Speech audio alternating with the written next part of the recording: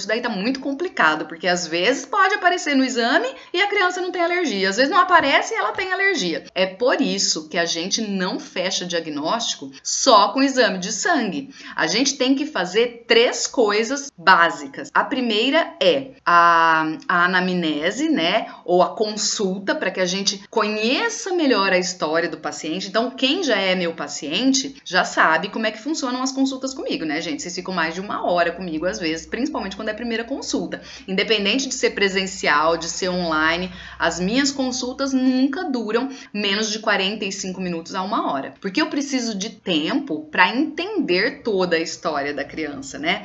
Tô falando mais uma vez criança porque são meus principais pacientes são crianças e bebês.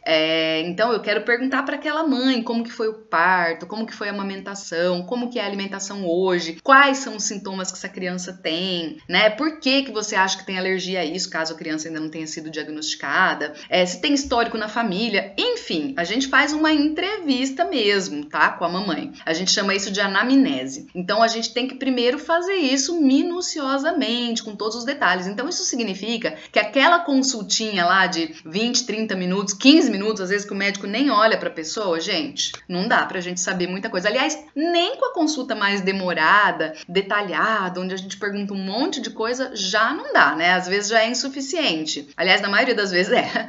Mas imagina então uma consulta rápida, né? Uma consulta de pronto-socorro ou aquelas consultas com aqueles profissionais que mal olham para a mãe, né? Mal olham para a criança, enfim. Então esse é o primeiro passo básico, é a anamnese, é conhecer a história do paciente. Segundo, eu posso sim pedir exames laboratoriais. Eles são importantes até para eu saber se é uma alergia mediada, se não é. O exame, ele não vai fechar diagnóstico, mas ele vai me dar um norte, ele vai me dar um direcionamento, tá?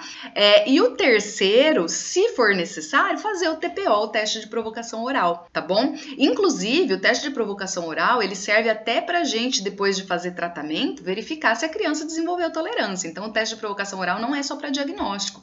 Então, ele é um teste maravilhoso, é o nosso principal teste, tanto que a gente chama de padrão ouro.